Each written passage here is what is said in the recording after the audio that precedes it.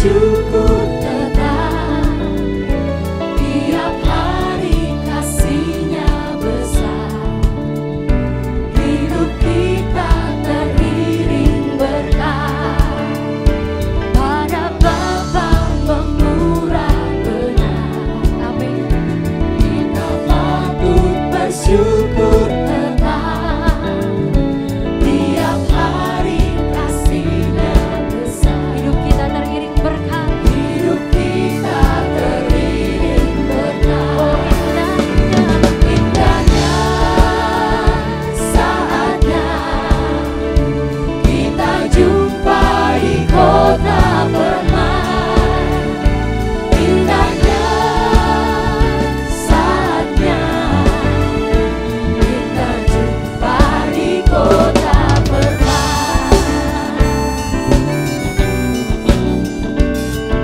Kami rindu bersatu dengan-Mu Bapa, di suatu kota yang indah cerah.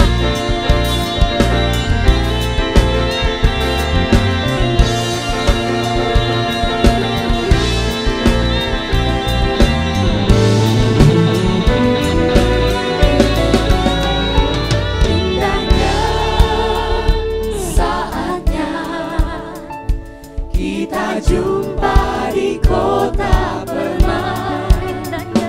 Indahnya saatnya kita jumpa di kota permai. Indahnya saatnya kita jumpa bersama. Kita jumpa di kota permai. Indahnya saatnya kita jumpa di kota permai. Kita jumpa di kota permai. Kita jumpa di kota permai.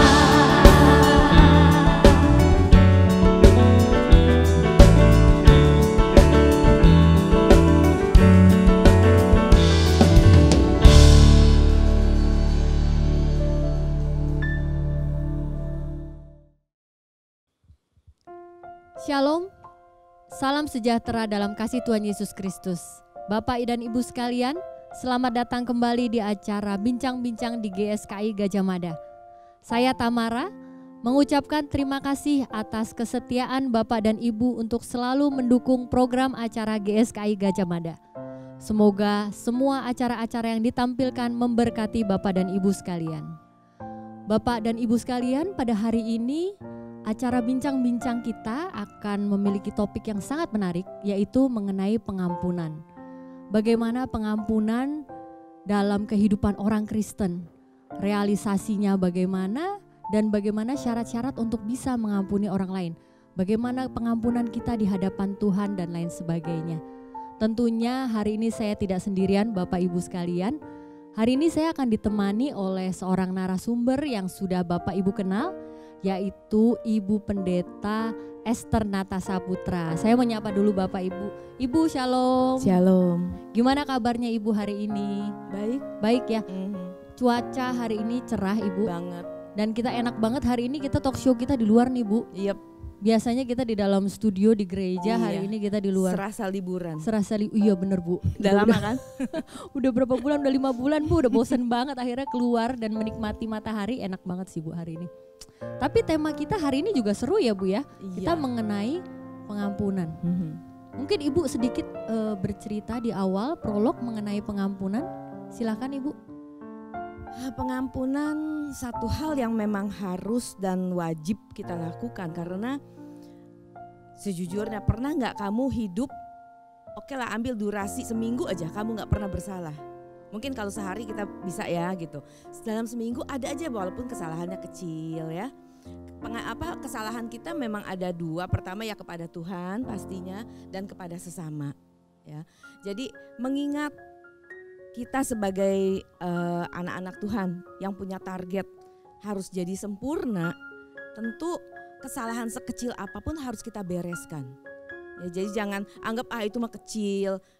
Nah, yang besar tuh yang mana, sampai membunuh baru kita anggap besar gitu. Mungkin kalau cuma bohong-bohong dikit ya udahlah gitu. nggak begitu. Kalau mau jadi sempurna dalam segala hal kita harus benar. Bohong-bohong kecil, bohong besar, kesalahan apapun namanya dosa ya Bu ya. Meleset ya meleset. Meleset tetap. ya meleset. Iya. Kita nggak ada kategori dosa kecil, dosa putih. Ya itu salah sih. Oke. Lalu bagaimana Bu? Kalau kita sudah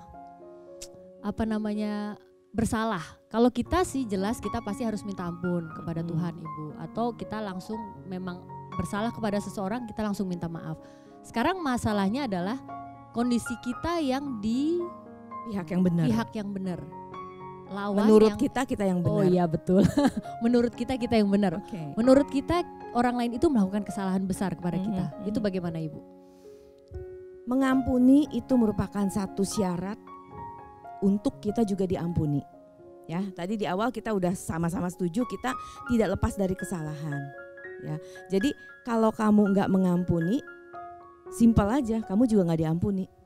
Ya, Tuhan bilang dalam Matius 5, ampuni maka kamu akan diampuni, maka Bapamu yang di surga juga akan mengampuni kamu. Itu merupakan satu syarat mutlak yang bukan karena syarat GSKI, tapi syarat dari Tuhan Yesus sendiri. Ketika kita mau diampuni, kita harus mengampuni. Gitu. Dan pengampunan itu perlu banget ya. Kenapa? Karena kalau kamu nggak mengampuni, kamu masih dendam dong, masih kesel dong. Nah, itu lama kelamaan itu yang menimbulkan yang namanya akar pahit. Pernah nggak dengar orang bilang ibu ini sakit kanker biasanya gitu. Terus dibilang, iya dia sih dendam sih orangnya. Itu tuh jadi penyebab kanker gitu. Kepahitan ya Bu? Kepahitan, betul. Nah, secara langsung memang dendam langsung kanker, bukan begitu. Tetapi dengan dendam, dengan akar pahit, kita nggak ada sukacita, kita nggak bisa, hormon kita juga jadi, metabolisme kita juga jadi tidak baik. Nah, itu pemicu untuk penyakit-penyakit. Ya, makanya Paulus mengingatkan, jangan sampai ada akar pahit. Nah, gitu. Kita itu yang pertama, bahwa kita mengampuni supaya kita diampuni. Ya. Kalau hitung-hitungan, kalau kita adalah mencoba mengerti pemahaman Tuhan gitu kan, dari sisi Tuhan, kesalahan kita di hadapan Tuhan tuh pasti lebih besar daripada yang orang lain lakukan kepada kita. Betul ya Bu ya? Betul. Itu makanya jangan pernah hitung berapa kali orang menyakiti kamu. Kita hitung berapa kali kita menyakiti Tuhan, tapi dia tetap setia, dia tetap mengampuni kita. Jadi mengampuni itu mutlak ya Bu ya? Mutlak. Kita harus lakukan. Ya. Saya sekarang mesti tanya, kalau ada mungkin dari biasa sih ibu-ibu ya, suami menyakiti sekali dengan, ini kasus banyak lah ya Ibu. Sangat banyak ya. Pasti banyak. Ibu-ibu merasa ini suami saya tuh udah menyakiti berkali-kali Ibu. Saya coba maafkan sekali, dua kali. Sampai berapa kali saya harus mengampuni suami saya Ibu? Nah, pada waktu itu Petrus pun pernah tanya ke Tuhan, berapa kali sih kita mesti ngampunin? Dia sudah memberikan satu penawaran di luar kebiasaan. Umumnya orang mengampuni itu batasnya 3 kali kan? Makanya angka 3 kali ini kita pakai juga dalam perkantoran, dalam personalia, SP sampai 3 kali gitu. Iya betul. Nah, mungkin dengan metode itu berlaku sampai hari ini. Tetapi Petrus menawar sampai 7 kali. Udah lebih loh, lebih dari normal gitu. Tapi jawaban Tuhan sangat mengejutkan gitu. Tuhan bilang bukan 7 kali, tetapi 70 kali 7 kali. Satu jumlah yang berlipat, yang besar gitu.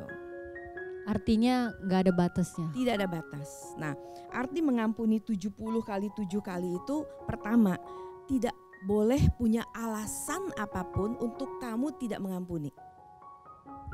Misalnya, kalau kamu cuma bohong atau cuma ya kayak tadi bohong-bohong kecil, oke lah saya ampuni. Tapi kalau kamu sampai sudah memfitnah saya, oh sorry ya, itu nggak ada ampun lagi. Nah, itu nggak boleh. Jadi tidak boleh ada alasan apapun karena jenis dosa tertentu lalu kita berhak untuk tidak mengampuni. Kita punya kehendak bebas sih, ya. Kita Bapak Ibu semua kita punya kehendak bebas dan kita boleh untuk tidak mengampuni. Tetapi hukumnya adalah kalau kamu nggak mengampuni, kamu tidak diampuni. Itu serem sih Bu. Ya. Ya. Apalagi kalau kita menyadari bahwa memang kita adalah manusia yang pasti bersalah. Pasti. Nah sekarang masalahnya lagi kan timbul waktu kita, oke lah kamu tahu nih sekarang bahwa mengampuni itu wajib, harus. Ya udah kita mengampuni deh. Tetapi yang biasanya kita dengar, ya saya ngampunin dia sih, cuman sorry ya nggak bisa lupa. Ya kan? Nah itu kan masalah kedua nih. Padahal cara kita mengampuni harus sama seperti cara Tuhan mengampuni. Ya. Firman Tuhan mengatakan ketika ia mengampuni, ia melupakan. Bahkan Tuhan bilang ia buang ke laut. Dosa kita dia lupakan dan dia buang ke laut. Kalau kamu nggak suka sesuatu atau kita ada sesuatu yang tidak kita suka atau kita mau buang, biasanya kita buang ke laut aja, ya kan?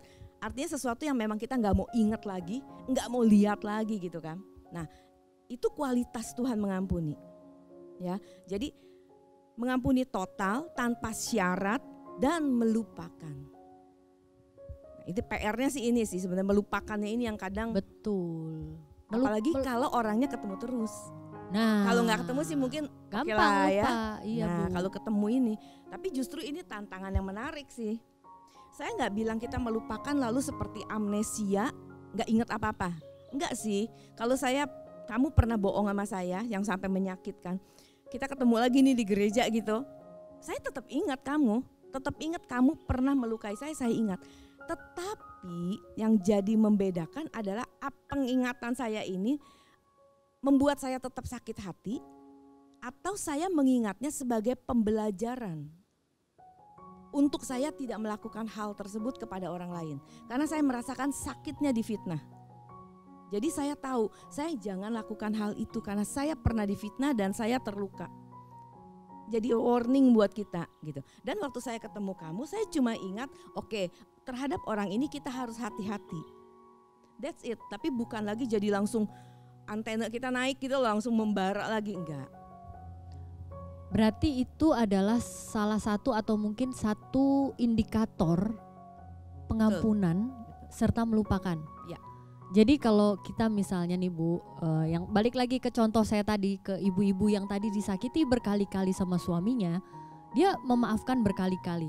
Cuman kan biasa ibu-ibu, Bu, namanya lagi ribut lagi, dia ungkit lagi semua tuh yang lama-lama. Iya sih.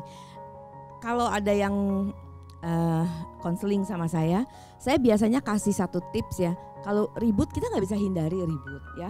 Ributlah sampai tuntas, ribut memang harus sampai tuntas. Jangan justru udah deh nggak mau ribut, damai aja. Tapi padahal nggak selesai masalahnya malah salah gitu.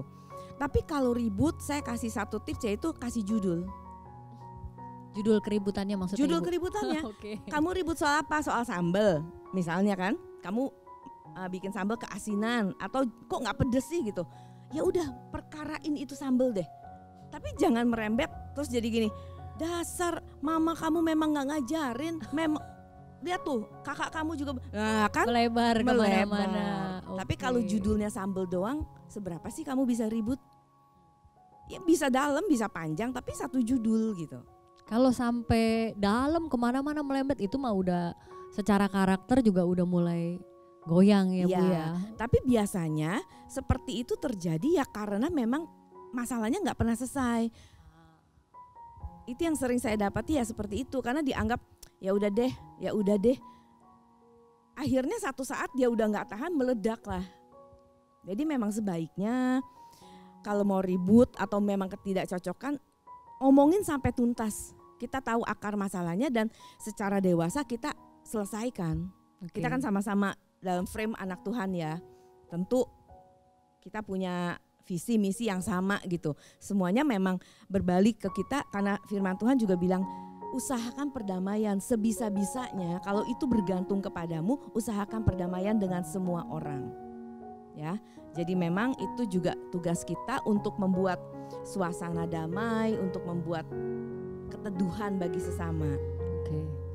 Kalau misalnya melupakan, mengampuni, oke, melupakan, tapi di kemudian hari tiba-tiba pop up ingat lagi nih Bu. Terus kayak ingetin lagi, kamu jangan melakukan itu lagi ya. Itu masih boleh gak sih Bu? Itu dianggap melupakan atau enggak kalau kayak gitu? Kamu maksudnya negur orang itu lagi? Betul. Caranya? Oke. Itu penting. Waktu kamu cuma mengingatkan, tapi cara kamu, nada bicara kamu negur, mengingatkan atau masih menuduh. Nah itu kan jadi beda. Kalau jangan gitu lagi dong, kan kesannya apa sih gitu, gue udah enggak tahu gitu. Tapi kan jangan gitu lagi dong. Tapi kalau misalnya di suasana, nah suasana juga penting. Di waktu yang seperti apa, di mana, apakah ada orang lain atau tidak, itu perlu kita pertimbangkan ya. Karena depan orang kita negur seseorang akan kesalahannya, kita kan membuka aib dia. Apalagi orangnya nggak tahu, orang ketiganya nggak tahu kasusnya, terus tiba-tiba jadi nanya kan, ada apa? Nah, kan kita jadi cerita. Nah itu nggak tepat juga ya Bu ya. Ya makanya itu harus hal-hal yang harus diperhatikan. Kita tuh makin lama belajar kebenaran harusnya makin peka terhadap hal-hal begitu ya Bu ya. Betul. Oke, betul.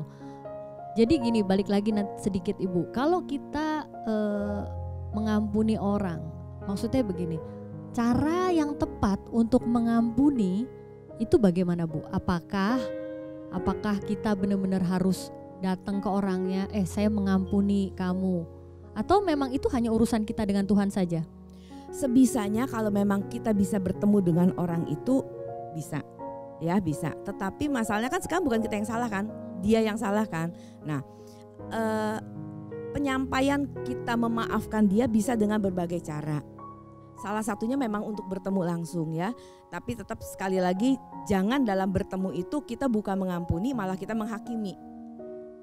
Kita katanya sih mengampuni gitu ya, maksud hati mengampuni, tetapi dari nada kita, dari sikap kita akhirnya membuat orang itu malah merasa jadi malah nggak enak gitu, bukannya terbebas dari salahnya. Saya setuju dengan disiplin ya. Yang salah seperti Tuhan juga punya tatanan, apa yang kamu tabur kamu tuai. Itu kan memang berlaku untuk semua orang. Tapi bukan hak kita untuk memberikan disiplin buat dia. Kecuali kamu bagian personalia di kantor. Nah, dikeluarin SP. Nah, itu kan ada aturannya. Tetapi kalau untuk kita sesama teman gitu, ya kalau memang kamu bisa datangi, kamu berdamai silahkan. Tapi kalau enggak, yang penting urusan kamu dengan Tuhan beres. Oke, rasanya lebih berat apalagi kalau orang tersebut nggak merasa salah Bu. Nah itu lebih berat lagi, maksudnya bagaimana cara kita, ini orang bahkan nggak merasa salah, dia masih melakukan aja kesalahannya itu ke kita. Boleh nggak kita ngomong akhirnya Bu? Kalau Tuhan suruh boleh. Oh oke. Balik tetap lagi harus ya. dalam komando Tuhan. Karena nggak semua hal tepat.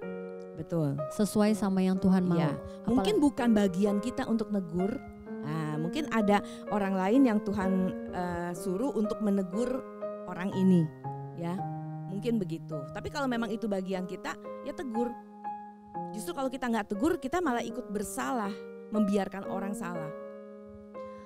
Ada satu lagi, saya tiba-tiba teringat begini Bu. Kalau memang kita ngomongin masalah pengampunan, sebenarnya menurut kita yang merasa dizolimi gitu, itu sebenarnya kita merasa ini orang menzolimi saya sekali. Padahal kalau dilihat dari sudut pandang orang lain dan orang kebanyakan malah justru enggak. Kamu egomu mungkin yang kena. Nah kalau sangat mungkin. Ya. Jadi itu posisi victim, posisi kita sebagai seolah-olah korban gitu. Ya. Belum tentu ya Bu ya. Belum tentu kan, makanya kita tidak boleh berdiri dari sudut pandang kita. Kita juga mesti lihat atau memahami dari sudut pandang mereka gitu. Jadi supaya kita punya besar jiwa, punya lapang hati untuk melihat, oh dia begini, kenapa dia begini, kita memahami gitu. Jadi jangan saya pokoknya terluka titik, nggak mau tahu gitu. Padahal mungkin kamu memang lagi sakit gigi, makanya nada bicara kamu jadi agak tinggi gitu. Karena kamu lagi sakit gigi, kita nggak mau tahu. Pokoknya dia nggak sopan sama saya. Titik. Sensi. Ya. Oke.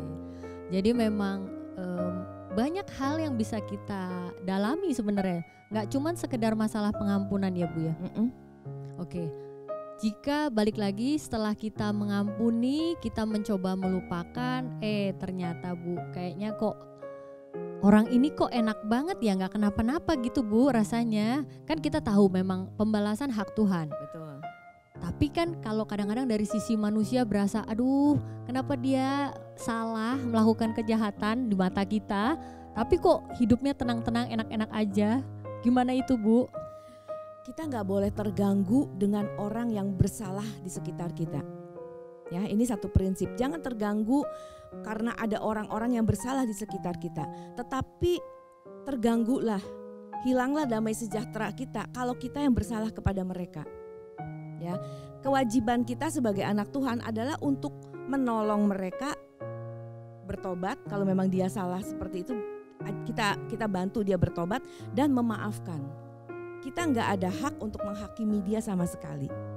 Jadi memang penghakiman itu adalah haknya Tuhan. Ya, firman Tuhan katakan, jangan menghakimi supaya kamu jangan dihakimi. Karena ukuran yang kamu pakai kepada orang itu juga akan diukurkan kepadamu. Oke, itu berat itu. Itu berat.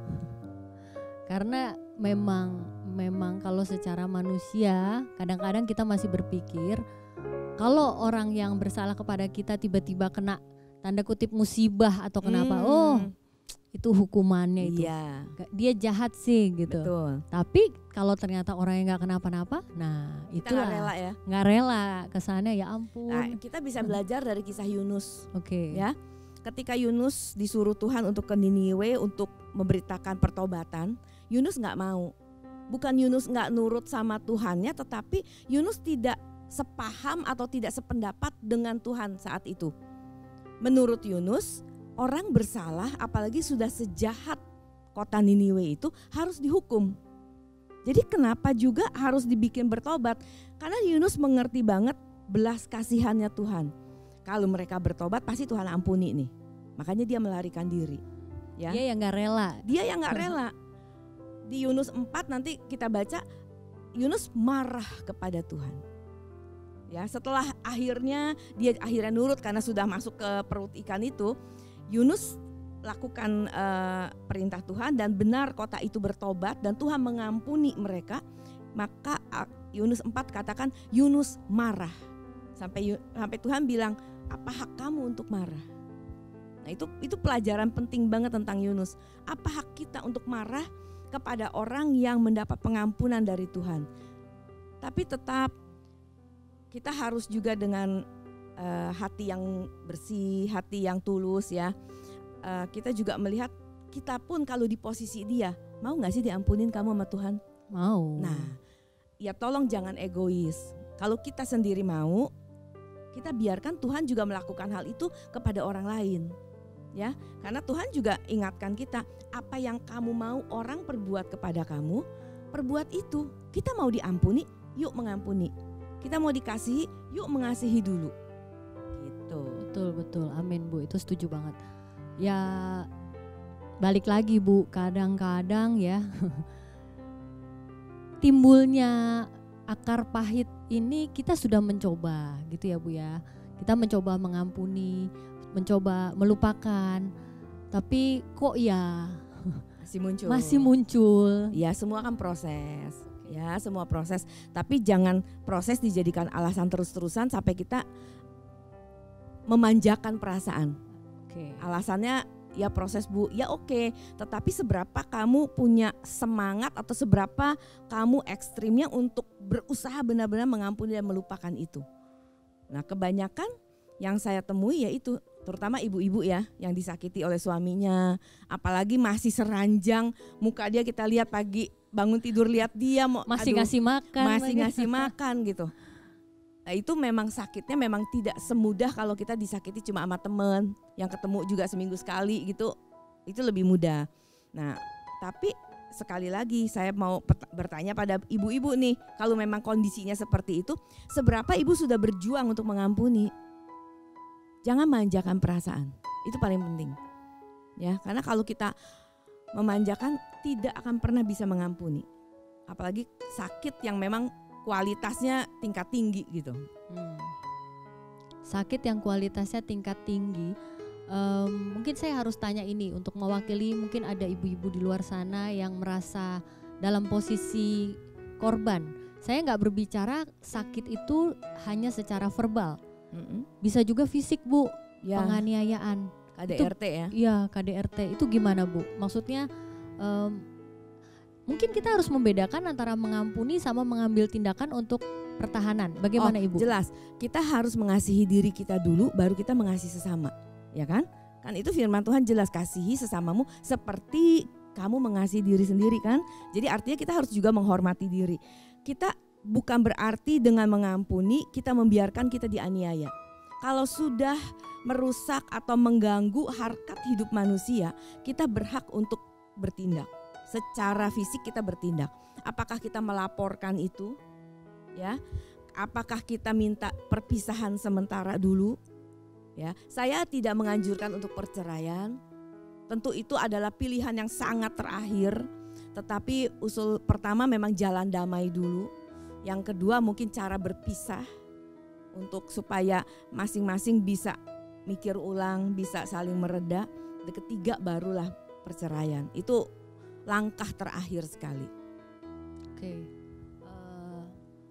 Yang penting hati kita waktu melakukan itu, kalau sampai ada perpisahan sementara pun pengampunan itu tetap kita berikan. Oh, ya, Bu, tetap ya? kita berikan. Dan waktu kita berpisah, saya selalu ingatkan tetap hidup dalam kekudusan.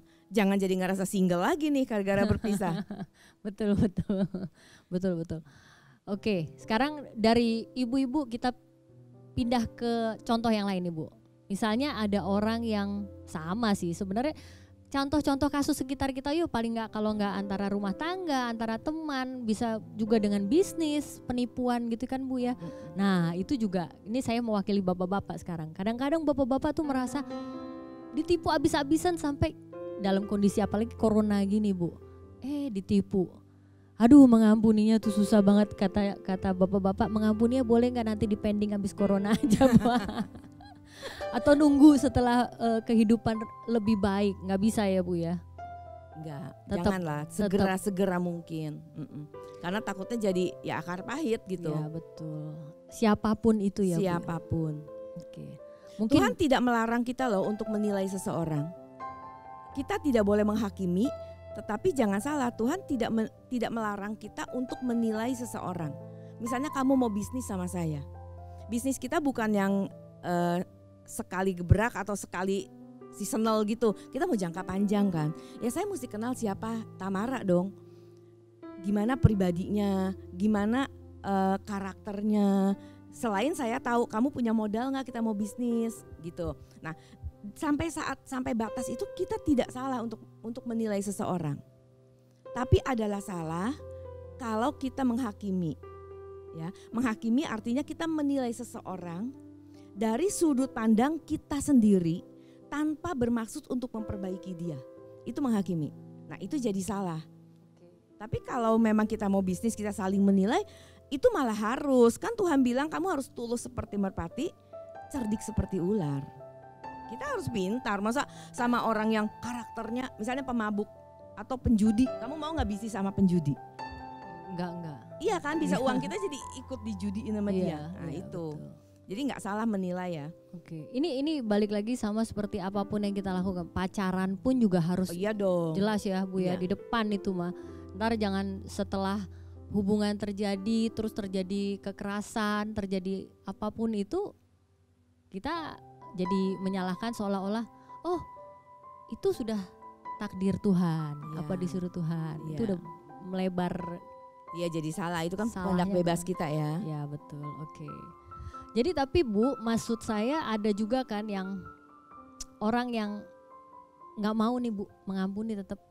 Ya maksudnya gini, di depan mungkin secara kasat mata kan kelihatannya oh ya saya mengampuni, tapi dalam hati kan kita nggak tahu ya Bu ya. Iya, Ternyata hitungan dia sama Tuhan belum.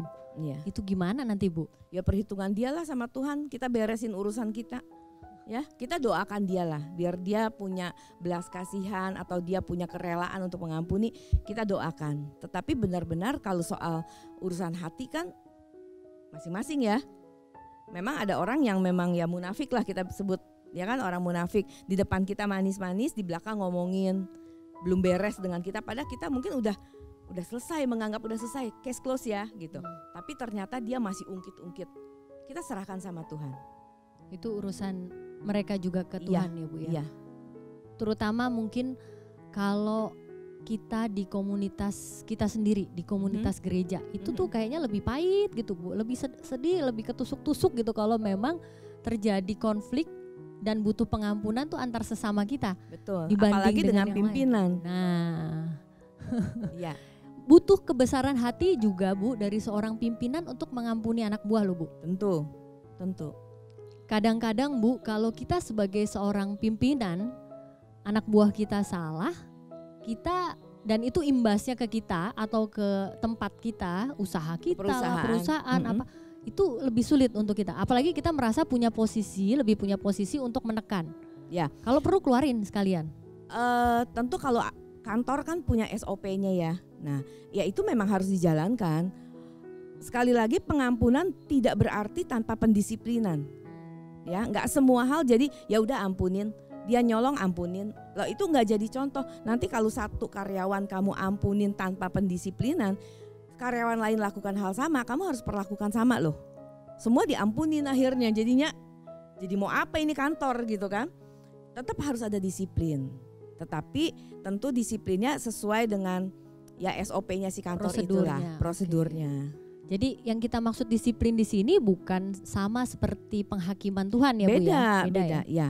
Ya, Tuhan punya cara disiplin yang sesuai dengan kebijakan, keadilan Tuhan. Tuhan punya caranya. Kita nggak bisa atur. Tuhan, saya mau karena saya ampunin. Oke, saya lupakan. Oke, saya serahkan penghakiman kepada Tuhan. Tapi saya mau sih dia sampai ketabrak sampai lumpuh. Lah, serem banget. Kita ngatur Tuhan, nggak boleh. Ini sama seperti orang tua juga. Kadang-kadang anak juga perlu disiplin jika melakukan kesalahan. Tapi bukan berarti orang tua nggak mengampuni anak ini. Kecuali memang anaknya dengan sengaja gitu ya, mau mencelakakan orang tuanya gitu ya Bu ya. Itu pun tetap kita harus ampuni ya Bu ya. Kita prinsipnya tetap ampuni apapun dan siapapun. Oke. Prinsipnya itu. Nggak ada pengecualian. Alasan. Iya. Oke. Sekarang kita bicara soal orang berbuat salah, kita tahu, tapi sebenarnya bukan ke kita nih Bu, ke orang lain lagi yang kita tahu. Boleh nggak kita menegur sih Bu? Sekali lagi tergantung komando Tuhan. Ya, kalau itu bagian kita, tegur. Tapi kalau bukan, ya jangan. Dan perhatikan cara tegurnya. Alkitab mengatakan jika dia bersalah, panggillah, ajak bicara 4 mata. Dan kalau perlu, panggil saksi. Ya, jadi kamu bisa langsung menegur dia. Kamu tahu dia salah, dia merugikan orang lain, bukan ke kamu. Tapi bisa juga kamu panggil saksi. Mungkin kalau untuk perkara-perkara khusus ya kita perlu saksi.